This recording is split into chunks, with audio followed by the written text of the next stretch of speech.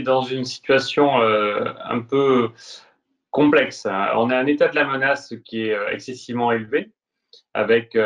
des assaillants ou des intérêts différents, mais qui portent sur la même cible, à savoir des entreprises à fort enjeu technologique, qui détiennent des savoir-faire avérés et pour lesquels la cyber est un moyen d'accès très facile pour capter des savoirs industriels. Donc cet état de la menace, il est très élevé et face à ça, on a un écosystème d'entreprises et d'entreprises de défense, puisque la Direction générale de l'armement s'intéresse principalement à la base industrielle et technologique de défense, qui est un peu dans une situation qu'on pourrait qualifier de naïveté globalement face à cet état de la menace, pour pas dire de politique de l'autruche. On a actuellement des entreprises qui connaissent l'ampleur du phénomène, mais qui ont du mal à se lancer dans une démarche de cybersécurisation. Ça, c'est ce qu'on observe, nous, du point de vue étatique, et ça se traduit par de la captation de savoir-faire massif vers des acteurs étatiques, notamment, ce qui pose problème d'un point de vue souveraineté, puisque une entreprise qui se fait voler son savoir-faire, c'est une entreprise qui aura la difficulté en termes d'attaque des marchés à l'export, de compétitivité, et puis tout simplement dans une logique globale de souveraineté, c'est une réelle difficulté. Alors, ce qu'il faut bien comprendre, c'est qu'on est rentré dans une période nouvelle d'un point de vue approche de la cybersécurité, et l'écosystème industriel qui constitue cette base industrielle et technologique de défense a un impératif absolu qui est de se protéger.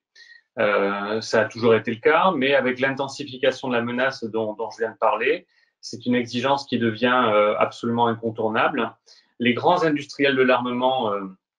qui ont en charge de fabriquer majoritairement les systèmes d'armes ont entamé depuis plusieurs années cette démarche, notamment parce qu'ils manipulent des secrets confiés par l'État avérés. Mais ce qui est nouveau, c'est qu'il va y avoir il y a un phénomène aujourd'hui de ruissellement de cet impératif du haut vers le bas. Et l'intégralité des entreprises sous-traitantes de ces grands donneurs d'ordre industriels, les PME et les ETI en tête, doivent rentrer dans une démarche de cybersécurisation avec un enjeu compétitivité pour elles, voire même beaucoup plus marqué que ça, puisque ce qu'il faut bien comprendre, c'est que dans les mois et années à venir, les entreprises sous-traitantes sur des programmes d'armement qui ne seront pas au niveau cyber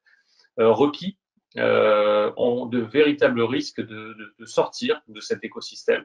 à l'image de ce qu'on a pu observer dans les années 90 avec l'introduction des normes qualité ISO qui ont entraîné un phénomène d'aspiration vers le haut de tout l'appareil industriel en termes de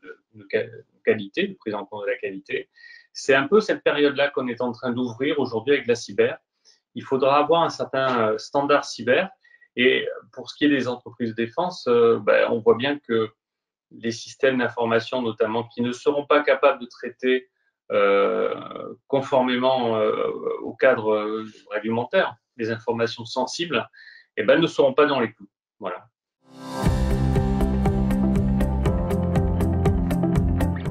Alors, face à cette situation, effectivement, le ministère des Armées n'est pas simplement dans une position de réglementation dans sa tour d'ivoire. On essaye d'apporter des solutions. La première des solutions, c'est de dire aux entreprises les plus critiques, les plus stratégiques de notre écosystème, et je parle des PME, des ETI, puisqu'on a vu que les grands groupes étaient déjà dans cette démarche-là, c'est de dire à ces PME et ETI, évaluez votre véritable niveau de vulnérabilité. Et pour ça, on ne peut pas faire ça tout seul dans son coin. C'est un un cabinet des cyber qui a été labellisé par l'Agence nationale de la sécurité des systèmes d'information. Il y en a une quarantaine des cabinets comme ça qui va venir effectuer chez vous un diagnostic pour essayer de voir et de vous faire percevoir, à vous dirigeants, hein, on s'adresse vraiment à l'échelon directionnel des entreprises,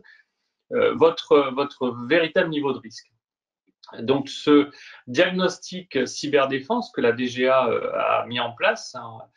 permet de mandater un cabinet d'expertise qui va venir effectuer cet audit,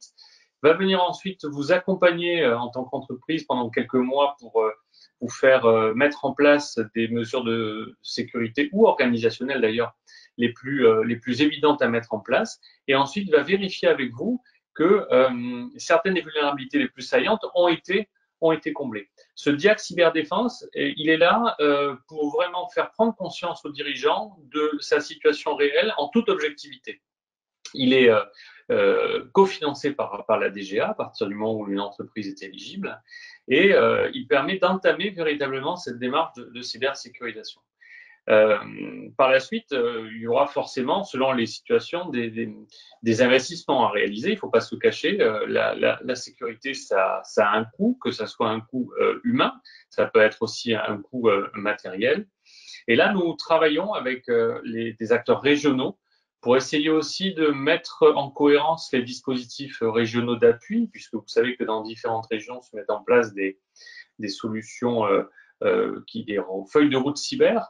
Et donc, cette complémentarité entre les dispositifs nationaux et régionaux, c'est aussi une des propositions, ou en tout cas une des options que l'on est en train de mettre en place avec les différents conseils régionaux, dont la Bretagne. Et puis, il y aura aussi, mais il ne faut pas l'oublier, ce travail qui est permanent de la part du ministère des Armées au travers d'un service qui s'appelle la DRSD pour appuyer une entreprise, soit pour vérifier son système d'information une fois qu'elle a mis en place tout ça, soit pour l'aider en cas de crise.